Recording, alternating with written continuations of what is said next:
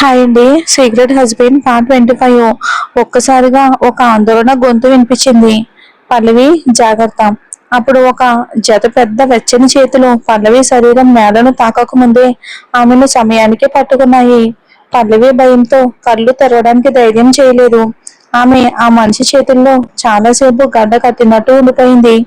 తను సురక్షితంగా ఉందని నిర్ధారించుకున్న తర్వాతే ఆమె నెమ్మదిగా కళ్ళు తెరిచింది. ధ్రువ పల్లవిని సున్నితంగా చూశాడు. కానీ అతను బంగారం కంటి గ్లాసుల కింద ఉన్న అందమైన కళ్ళు బాధతో నిండిపోయాయి.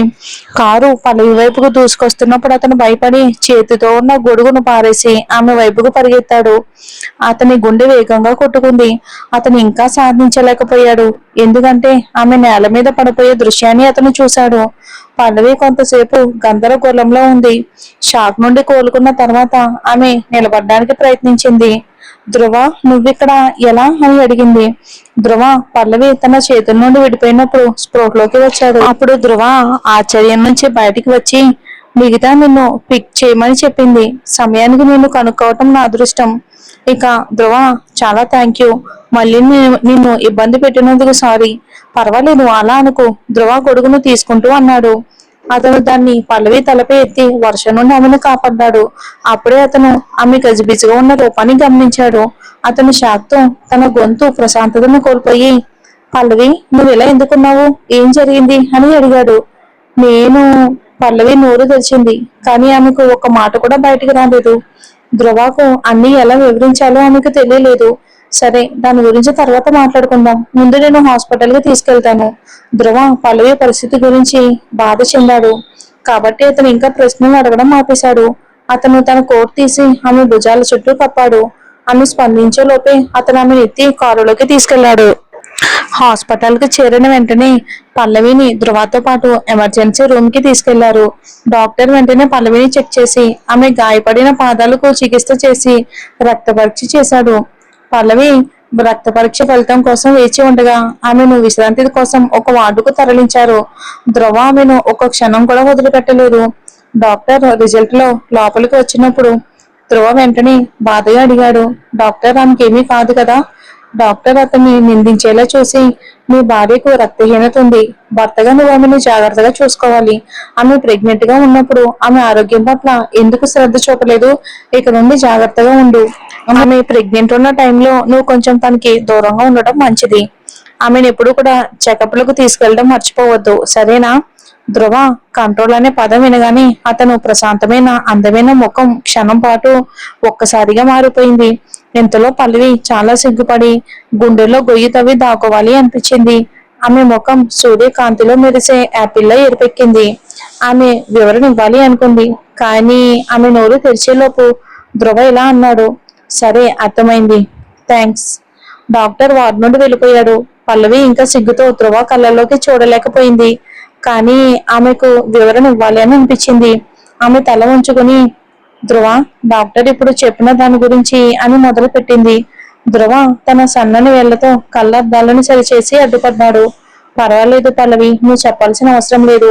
నీ సమయాన్ని తీసుకున్నందుకు సారీ. ధ్రువ, నువ్వు నాకు చాలా సహాయం చేశావు.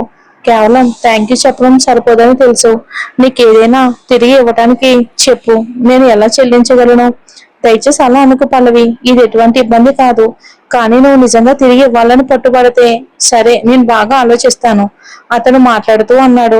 ధ్రువ పల్లవిని చూడగలిగే కళ్ళతోనే చూశాడు. అతని కళ్ళద్దాల కింద ఉన్న దట్టమైన కనురెప్పలు మెరిసినట్టు అనిపించాయి. సరే, నీకేదైనా ఆలోచన వస్తే చెప్పు, నేను నిజంగానే అంటున్నాను. ధ్రువ అర్థవంతమైన నవ్వుతో పల్లవి కళ్ళలోకి చూశాడు. సరే, నువ్వు నన్ను డిన్నర్ కి ట్రీట్ చేయొచ్చు, అంతేనా? ఓకే, సరే, డీల్. ఒక భోజనం సరిపోదని పల్లవికి తెలిసినప్పటికీ ధ్రువ ఆమెకు చేసిన ఆ సహాయానికి ఏదో ఒక విధంగా తిరిగి ఇవ్వగలిగినందుకు ఆమె సంతోషపడింది. ఎందుకంటే ధ్రువ ఆమెను మరియు ఆమె బిడ్డను 2 సార్లు కాపాడ్డాడు. ఆమె అతనికి చాలా రుణపడినట్టు భావించింది పల్లవి. ఈలోపు పల్లవి ఫోన్ రింగ్ అవ్వడంతో ధ్రువతో ఆమె సంభాషణ అడ్డుపడింది. ఇక ఆమె చూసింది, లలిత నుండి కాల్ వచ్చింది. ఆమె వెంటనే ఆన్సర్ బటన్ నొక్కి సున్నితమైన గొంతుతో లలితను పలకరించింది. పల్లవి, నువ్వు ఎలా ఉన్నావు? నా బిజీ షెడ్యూల్ వల్ల నిన్ను చూడటానికి రాలేకపోయినందుకు నన్ను క్షమించు. రాహుల్ నిన్ను బాగా చూసుకుంటున్నాడా? లలిత ప్రశ్న వినగానే పల్లవి గుండెల్లోని చేదును అంచుకుంది. ఆమె కేవలం నేను బాగానే ఉన్నాను అని అంది. అది వినడానికి సంతోషంగా ఉంది. నేను కృష్ణమూర్తి మామయ్యకి సహాయం చేయడానికి కొంతమంది నర్సులను ఎంచుకుంటున్నాను. ఆ తర్వాత నిన్ను చూడడానికి వస్తాను. ఇప్పుడు వెళ్ళాలి. నిన్ను కలిసినప్పుడు మాట్లాడుకుందాం. ఇప్పుడు జాగ్రత్తగా ఉండు అని పల్లవి ఏదో అనబోయింది. కానీ ఫోన్ లో ఇక బీప్ సౌండ్ వినిపించింది. లలిత అప్పటికే ఫోన్ పెట్టేసింది. ఈ సమయంలో ధ్రువ తలుపు బయట నుంచి తెచ్చిన ఒక జత స్లిప్పర్స్ తో లోపలికి వచ్చాడు. అతను వాటిని నేలపై పెట్టి పల్లవి ముందు వంగి ఆమె పాదాలను చెప్పమని సైగ చేశాడు. తను వాటిని ఆమెకు వేస్తానని. కానీ పల్లవి నిరాకరించింది. థ్యాంక్ యూ, కానీ నేనే వేసుకోగలను. నీ చెయ్యి ఇంకా కోలుకోలేదు. నీకు అది చాలా ఇబ్బందిగా ఉంటుంది. నాకు సహాయం చేయనివ్వు. ధ్రువ పల్లవికి స్లిప్పర్స్ వేయటంలో పట్టుబట్టాడు. ఒక్కసారిగా ఒక పెద్ద శబ్దం వినిపించింది. పల్లవి మరియు ధ్రువ ఇద్దరు షాక్ అయ్యారు. వార్డు తలుపు బయట నుండి ఒక్కసారిగా తన్నబడింది. ఆ దెబ్బ బలంగా ఉండటంతో తలుపు గోడకు తగిలి తిరిగి బౌన్స్ అయ్యింది. అప్పుడు ఒక ఎత్తైన వ్యక్తి నెమ్మదిగా లోపలికి అడుగుపెట్టాడు. అతని శరీరం మొత్తం ఒక ఆకర్షణను వెదజల్లుతుంది. నీ చేతులను ఆమె నుండి తీసేయ్. రాహుల్ పళ్ళు బిగించి ధ్రువపై అరిచాడు. అతని అందమైన ముఖం కోపంతో ఎర్రబడింది. అప్పుడు అతను పల్లవి వైపుకు కోపంగా దూసుకెళ్లాడు. అతని ఆగ్రహం క్లియర్ గా కనిపించింది. ఇది చూసిన ధ్రువ వెంటనే పల్లవి ముందు నిలబడ్డాడు.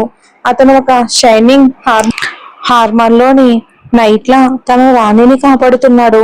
అతను రాహుల్ ని సీరియస్ గా చూసి నువ్వెవరు అని అడిగాడు. ఒక్కసారిగా ఒక తీవ్రమైన గాలి వీచింది. అప్పుడు రాహుల్ పిడికిలి ధ్రువ ముఖంపై పడింది. ఆ గుద్దు అంత బలంగా ఉంది. ధ్రువ కళ్ళద్దాలు ఎగిరి నేలపై పడ్డాయి. కానీ రాహుల్ కు అది అతని కోపాన్ని చల్లార్చడానికి సరిపోలేదు. ధ్రువాన్ని చూస్తూ రాహుల్ నాలుకతో దంతాలు తడిమాడు. అప్పుడు అతను మడ్డి చెయ్యెత్తి ధ్రువకు మరో గట్టి గుద్దివ్వబోయాడు.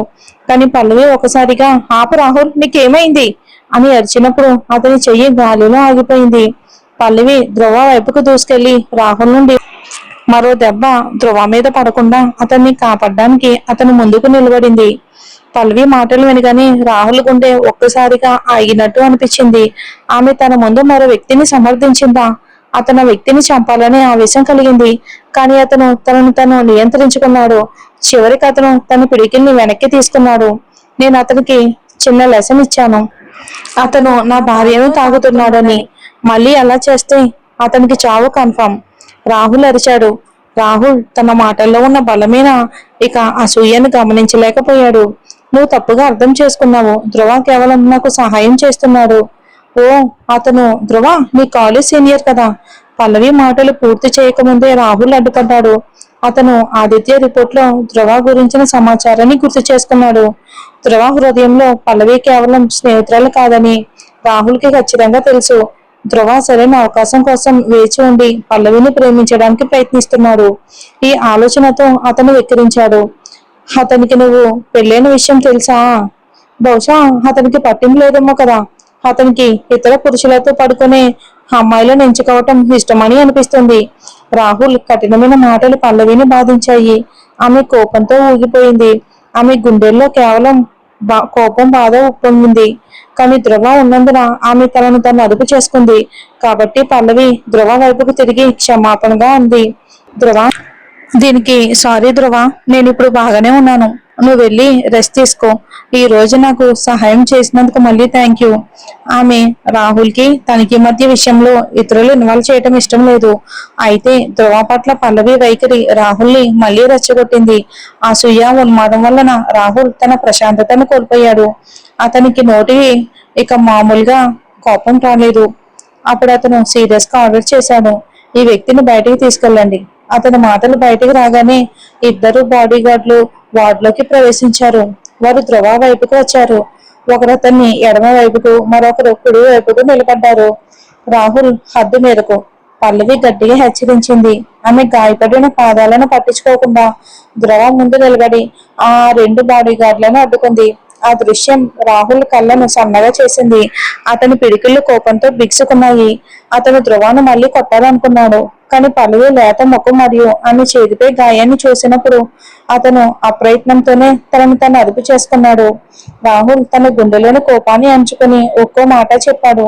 అతన్ని ఇక నుండి వెంటనే బయటికి తీసుకెళ్ళండి. ధ్రువ, నిజంగా సారీ. దయచేసి ఇప్పుడు వెళ్ళు. తర్వాత మీకు దీన్ని సరి చేస్తాను. పల్లవి తొందరగా క్షమాపణ చెప్పింది. ఆమె ధ్రువను ఇన్వాల్వ్ చేయకూడదని అతన్ని వెళ్ళమని కోరింది. ధ్రువకి ఇప్పుడు విషయం అర్థమైంది. రాహుల్ పల్లవి భర్త అయి ఉండాలి. నిజంగా అతను ఇక్కడ ఉండటం సరైనది కాదు. అంతేకాదు అతను పల్లవికి ఇబ్బంది కలిగించాలి అనుకోలేదు. రాహుల్ సిటీలోని ప్రముఖ కంపెనీలలో ఒకటైన సుకుమార్ గ్రూప్ సిఇఓ అని అతను ఊహించలేదు. అయితే ధ్రువకు పల్లవి రాహుల్ని ఇష్టపడడం లేదని, ఆ వ్యక్తి ఆమెను గౌరవించడం లేదని తెలుసు. ధ్రువ లోతైన కళ్ళల్లో ఒక చల్లని ఛాయ మెరిసింది. రాహుల్ శక్తివంతుడైనా ఏంటి, అతను రాహుల్ భయపెట్టే చూపులకు భయపడలేదు. అతనికి అదేమీ కాదు. అతను పల్లవి వైపుకు తిరిగి సున్నితంగా అన్నాడు, బాగా రెస్ట్ తీసుకో పల్లవి. ధ్రువాన్ని చూసి సరేనని తల ఊపింది. రాహుల్ పల్లవి మరియు ధ్రువ మధ్య సంభాషణను చూస్తూ పళ్ళు గట్టిగా బిగించాడు. వారు తన ముందు తమ ప్రేమను ప్రదర్శిస్తూ విడిపోవడానికి ఇష్టపడినట్టు అనిపించింది. అతను నాలుక మనను దంతాల వెనుక నుంచి ధ్రువను ఒక్కసారిగా ముగించాలని కోరుకున్నాడు. ధ్రువ వెళ్ళిపోయిన తర్వాత వార్డులో పల్లవి మరియు రాహుల్ మాత్రమే ఉన్నారు. వారి చుట్టూ వాతావరణం మరింత నిశ్శబ్దంగా మారింది. పల్లవి స్పందించేలోపే రాహుల్ ఆమె దగ్గరకు వచ్చి ఆమె భుజాలను పట్టుకున్నాడు. ఆ తర్వాత క్షణంలో ఆమె గొంతు పిసికి చంపేటట్టు ఆమె వణుకుతున్న గొంతుతో అడిగింది, రాహుల్, నువ్వేం చేస్తున్నావు? రాహుల్ పల్లవి ప్రశ్నకు సమాధానం ఇవ్వలేదు. బదులుగా అతను ఆమె భుజాల చుట్టూ ఉన్న నల్లటి కోటును లాగి స్లిప్పర్స్ జతను పాడేశాడు. వాటిని చెత్తబుట్టలో విసిరి అతను పల్లవి వైపుకు తిరిగాడు. అతను కనికరం లేకుండా అన్నాడు, చాలా అసహ్యం. రాహుల్ వార్డులోకి ప్రవేశించినప్పుడు పల్లవి ధ్రువ కోటు ధరించి ఉండడం చూసి అతను కోపంతో ఊగిపోయాడు. వాటిని పారేసిన తర్వాత అతను కొంచెం ఉపశమనం కలిగింది. అయితే రాహుల్ మాటలు విని పల్లవి క్షణం పాటు అలానే ఉండిపోయింది. అతను ఇలాంటి పని చేస్తాడని, ఇంత కఠినమైన మాటలు అంటాడని ఆమె ఊహించలేదు. ఆమె గుండె వేగంగా కొట్టుకుంది. ఆమె రక్తం విడిగిపోయింది. అతను ఆమెను అసహ్యమని ఎందుకన్నాడు? ఎవరో కోటు ధరించినందుకు ఆమె అసహ్యమా? మరి అతనేంటి? అతను ప్రతిరోజు కావ్యతో ఫ్లర్ట్ చేస్తున్నాడు. కావ్యను తరచూ చేతుల్లోకి తీసుకుంటున్నాడు, హత్తుకుంటున్నాడు, ముద్దు పెట్టుకుంటున్నాడు. మరి అతను అసహ్యం కాదా అని అనుకుంది పల్లవి. స్టోరీకి నుంచి ఇంకా బాగుంటుంది. మన స్టోరీ నచ్చితే ఒక లైక్ చేయండి, మన ఛానల్ని సపోర్ట్ చేయండి. Thanks for watching.